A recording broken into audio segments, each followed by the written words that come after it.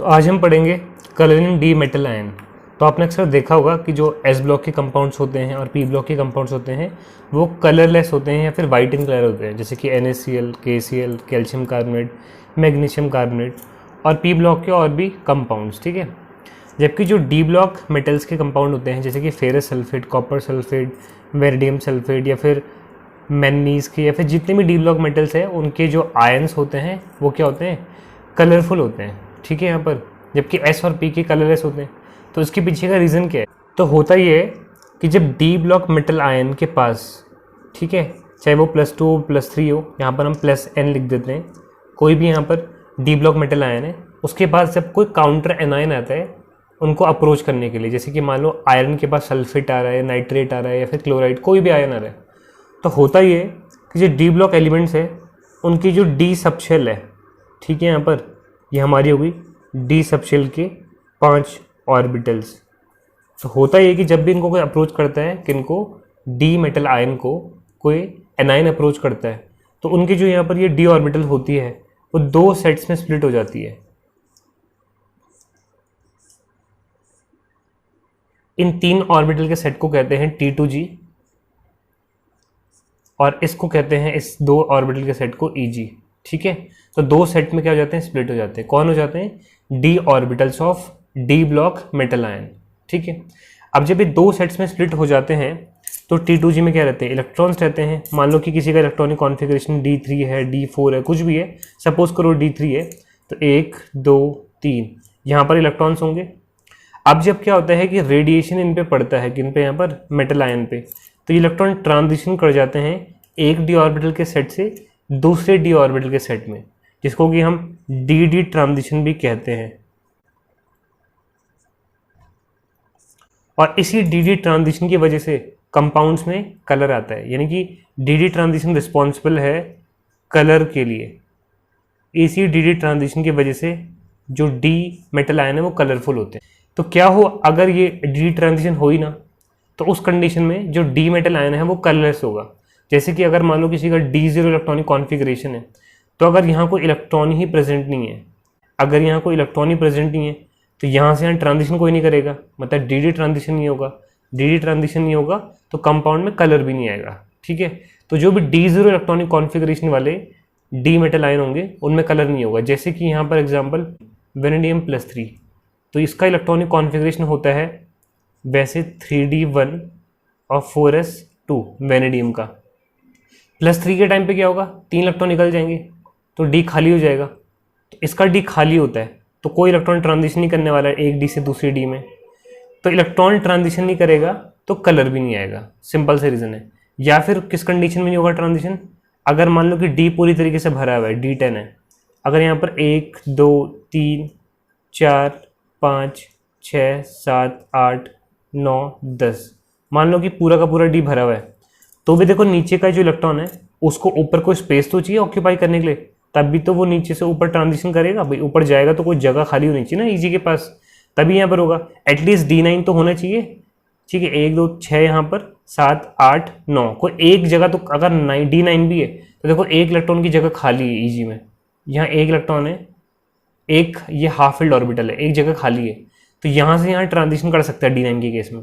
लेकिन अगर D10 हो गया पूरी तरीके से भर, 6 और 4 कितना होगा 10, पूरे भरे में अगर, तो ये कोई ट्रांजिशन नहीं हो पाएगा क्योंकि जगह ही नहीं ऊपर खाली। तो D10 में भी ट्रांजिशन नहीं होगा, डी ट्रांजिशन नहीं होगा तो कलर भी नहीं आएगा। D10 कौन शो करता है, जो लास्ट होता है हमारा जिंक +2 होता है और यहाँ पर कॉपर +1 होता है ना। जिंक का क्या होता है इलेक्ट्रॉनिक कॉन्फ़िगरेशन, जिंक का होता है 3D10 4s2, तो +2 है तो 2 इलेक्ट्रॉन निकल जाएंगे S से, तो 3D10 4s 0 होगा। तो D यहाँ पर क्या होगा, देखो पूरी तरीके से भरा हुआ है, D10 है, तो यहाँ से यहाँ इलेक्ट्रॉन को ऊपर ट्रांजिशन करने के लिए कोई स्पेस ही नहीं मिलेगा, तो डी ट्रांजिशन होगा नहीं। कॉपर +1 की केस में भी इसका इलेक्ट्रॉनिक कॉन्फ़िगरेशन होता है 3D10 और 4s1, जैसे कि हमें पता है एक्सेप्शन होता है, +1 है तो एक इलेक्ट्रॉन निकल जाएगा, तो D10 है तो इसकी डी भी पूरी तरीके से भरे हुए हैं, तो एक लेवल से दूसरे लेवल में ट्रांजिशन पॉसिबल यहाँ भी नहीं है, तो कलर तो Cu+1 में भी नहीं आएगा। लेकिन अगर कॉपर +2 होता, अब हम 2 इलेक्ट्रॉन निकालेंगे ना, ये था ना 3D10 4s1 कॉपर का इलेक्ट्रॉनिक कॉन्फ़िगरेशन, 2 इलेक्ट्रॉन निकालेंगे, एक यहाँ से और एक यहाँ से, तो 3d9 हो गया। मतलब कि यहाँ पर 6, 7, 8, 9, तो एक इलेक्ट्रॉन कम होगा, तो यहाँ पर स्पेस आ गया ना, तो यहाँ पर ट्रांजिशन अब पॉसिबल हो गया है। तो यहाँ पर इलेक्ट्रॉन क्या कर सकते हैं, यहाँ पर एक लेवल से दूसरे लेवल में यहाँ से यहाँ ट्रांजिशन हो सकता है। ट्रांजिशन हो सकता है तो कलर भी आएगा। तो कॉपर +2 कलरफुल होता है, इसलिए हमें पता है कि जो कॉपर सल्फेट होता है, सॉरी यहाँ पर लिखता हूँ, जो कॉपर सल्फेट होता है वो कलरफुल होता है क्योंकि इसमें +2, यहाँ पर कॉपर +2 ऑक्सीडेशन स्टेट में होता है, ये कंपाउंड ब्लू कलर का होता है इस वजह से। लेकिन अगर कहीं पर भी कॉपर +1 स्टेट में है तो वहाँ पर D पूरा भरा होगा और वो कंपाउंड कलरफुल नहीं होगा। अब आते हैं हमारे क्वेश्चन पार्ट में, which of the following is colourful metal ion. तो इनमें से कौन कलरफुल होगा, तो ऑब्वियसली बात है कलरफुल वो होगा जहाँ पर DD ट्रांजिशन होगा, जहाँ पर DD ट्रांजिशन पॉसिबल होगा, और जहाँ पर DD ट्रांजिशन पॉसिबल नहीं होगा वो कलरलेस होंगे। सबसे फर्स्ट में यहाँ पर है क्रोमियम +3, तो यहाँ पर क्या है +3 है, तो 3 इलेक्ट्रॉन निकाल देंगे, 2 यहाँ से 1 यहाँ से, तो ये हो गया 3 0, ठीक है। ये स्कैंडियम +3, 3 इलेक्ट्रॉन निकाल दिए तो 0 0, +1 तो 1 इलेक्ट्रॉन निकाल दिया, +2 तो 2 इलेक्ट्रॉन निकाल दिए। अब मुझे यहाँ पर दिख रहा है, देखो यहाँ पर क्या D3 है, तो कैसा सेट होता है, 2 ऊपर होते हैं और 3 नीचे होते हैं ऐसे, ठीक है।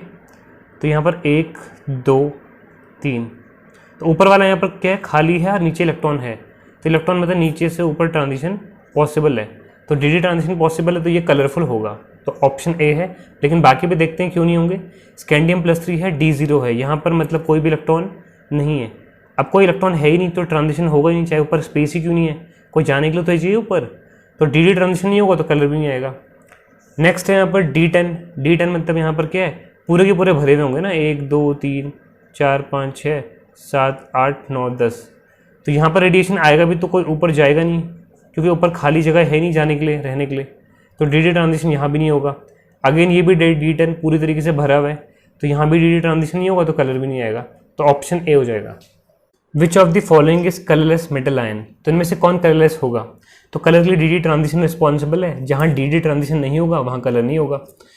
मैंगनीज +2, 2 इलेक्ट्रॉन निकाल दो, Fe +3, 3 इलेक्ट्रॉन निकाल दो, तो यहाँ पर 5 और 0, +2 है, 2 इलेक्ट्रॉन निकाल दो, +4 है तो 2 और 2 4 इलेक्ट्रॉन निकाल दो, ठीक है। तो DD ट्रांजिशन कहाँ होता है, जहाँ पर कि इलेक्ट्रॉन होते हैं हमारे यहाँ पर, जिसके पास T2G में इलेक्ट्रॉन होते हैं वहाँ DD ट्रांजिशन होता है, तो यहाँ तो होगा, ये भी कलरफुल होगा, ये भी कलरफुल होगा, ये भी होगा। यहाँ पर D में कोई इलेक्ट्रॉन ही नहीं है तो D2 ट्रांजिशन ही नहीं हो पाएगा, तो कलर ही नहीं आ पाएगा, तो ऑप्शन डी हो जाएगा हमारा।